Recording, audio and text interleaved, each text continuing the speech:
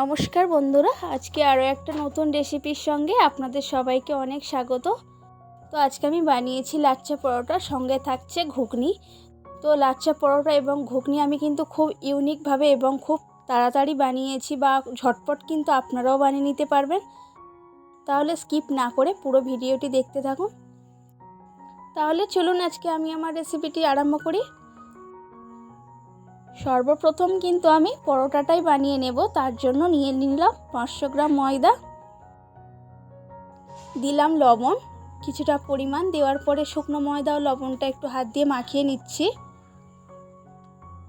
নেওয়ার পরে একটু একটু করে জল দিয়ে একটা ডো বানিয়ে নেব। যেরকম করে আমরা রুটি খাই তেমন করে ডোটা বানাবো। তো লাচ্চা পরোটা আপনারা কিন্তু আটা দিয়েও বানাতে পারেন, তো আমি আজকে ময়দা দিয়ে বানাচ্ছি। তো মাখা হয়ে গেছে, উপর থেকে আর একটু সাদা তেল দিয়ে আমি 10 থেকে 15 মিনিটের জন্য রেস্টে রেখে দেব।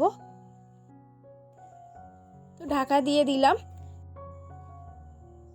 এবার কিছু শুকনো মশলা আমি শুকনো খোলায় ভেজে নেব। দিয়েছি 4টে শুকনো লঙ্কা, 1 চামচ গোটা জিরা, 1 চামচ ধনে ও কিছুটা গোটা গরম মশলা। তো এটা ভেজে নেওয়ার পরে মিক্সিং জারের মধ্যে দিয়ে পিষে একটা মশলা বানিয়ে নেব। তো শুকনো ফাইন পেস্ট কিন্তু এখানে বানিয়েছি। তো মশলাটা একদমই ফাইন বানাইনি, একটু গোটা গোটা রেখে দিয়েছি। আর এখানে 500 কড়াই আগের দিন আমি ভিজিয়ে রেখেছিলাম। তো কড়াইটাকে আজকে কিন্তু আমি সিদ্ধ করার ঝামেলা ছাড়াই ঘুগনিটা বানাবো। দিয়ে দিলাম সামান্য পরিমাণে একটু সাদা তেল, একটা পেঁয়াজ ও একটা লঙ্কা ছোট করে কাটা। আজকে ঘুগনিটা একদমই সামান্য একটু তেলেই কিন্তু আমি বানাবো, আর খেতে হবে অসাধারণ। দিয়ে দিলাম 1/2 চামচ গোটা জিরা, একটা টমেটো দিয়ে একটু ভেজে নরম করে নিলাম পেঁয়াজ ও টমেটোটাকে। এবার দিয়ে দিচ্ছি আদা রসুন বাটা 1 চামচ 1 চামচ করে 2 চামচ দিয়ে একটু মশলাগুলোকে কষিয়ে নিচ্ছি। এবার দিয়ে দেব লবণ পরিমাণ মতো, লঙ্কার গুঁড়ো 1 চামচ, হলুদ গুঁড়ো 1 চামচ। এবার দিয়ে দিচ্ছি আলু। তো আলুটা কিন্তু চৌকো চৌকো করে কেটে নিয়েছি। আর কড়াইটাও দিয়ে দিলাম। তো আজকে আলাদাভাবে সিদ্ধ করব না, জাস্ট 5 মিনিটের মধ্যেই কিন্তু আপনারা এরকম ঘুগনি বানিয়ে নিতে পারবেন। যেমন ঘুগনি স্কুল বা কলেজের সামনে বিক্রি হয়, গেটের সামনে, তো সেই রকমই ঘুগনি আজকে আপনাদের সাথে শেয়ার করব। তার সঙ্গে থাকছে লাচ্চা পরোটা। তো একটু কষিয়ে নিতে হবে কড়াই ও আলুটাকে।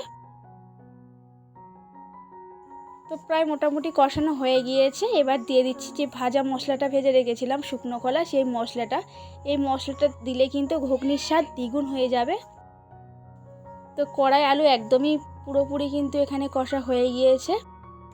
এবার জল দিয়ে দিচ্ছি পরিমাণ মতো। আপনারা যেমন ঝোল পছন্দ করবেন তেমনটাই জল দেবেন। তো আমি এখানে মাখো মাখো করে ঘুগনিটা করব, সেই জন্য, আর কড়াইটা তো সিদ্ধ হতে একটু জল লাগবে। তো তার জন্য মোটামুটি 2 থেকে 3 কাপ মতো জল দিয়েছি। দেওয়ার পরে আমি প্রেসার কুকারের মুখটা বন্ধ করে দিচ্ছি, 3টে সিটি মেরে নেব। তো তারপরে এখানে 10 মিনিট কিন্তু ময়দাটা রেস্ট করা হয়ে গিয়েছে। তো আরও একটু মেখে নিচ্ছি ময়দাটা।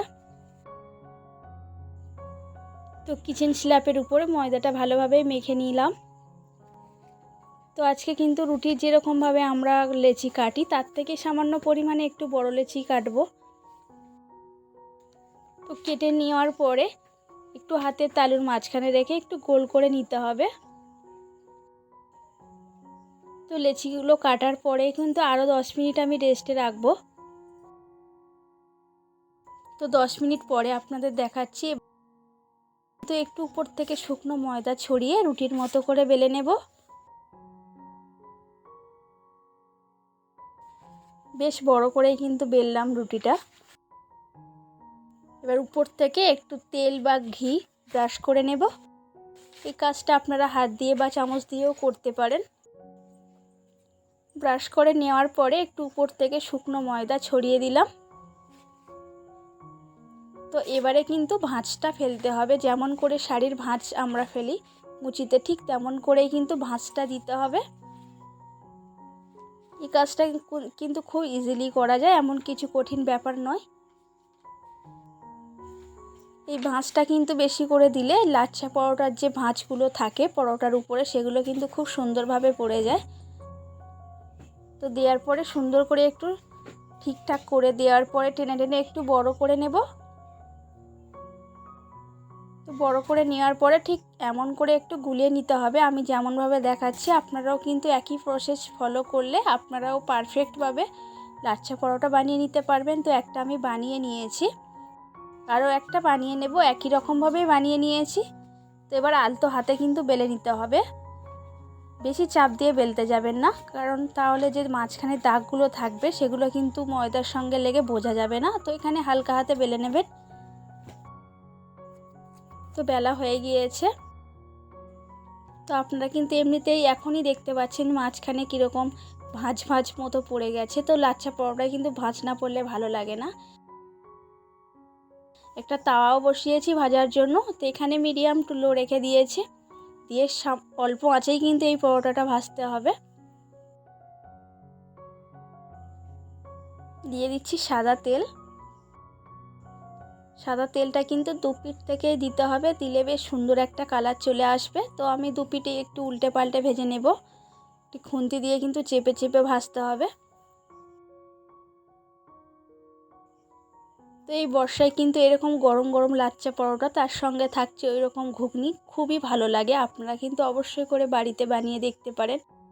আর কমেন্টে জানাতে ভুলবেন না যে আপনাদের এই লাচ্ছা পরোটা ও ঘুগনির রেসিপিটি কেমন লেগেছে। তো দেখেই বুঝতে পারছেন কতগুলো ভাঁজ পড়েছে লাচ্ছা পরোটার মধ্যে। তো সব পরোটাগুলোই কিন্তু আমি ভেজে নিলাম। এদিকে ঘুগনিও কিন্তু প্রায় আমার রেডি হয়ে গেছে, 3 থেকে 4টে সিটি মারলেই কিন্তু ঘুগনিটা রেডি হয়ে যাবে। তো এক এক করে সব পরোটাগুলোই ভেজে নিলাম।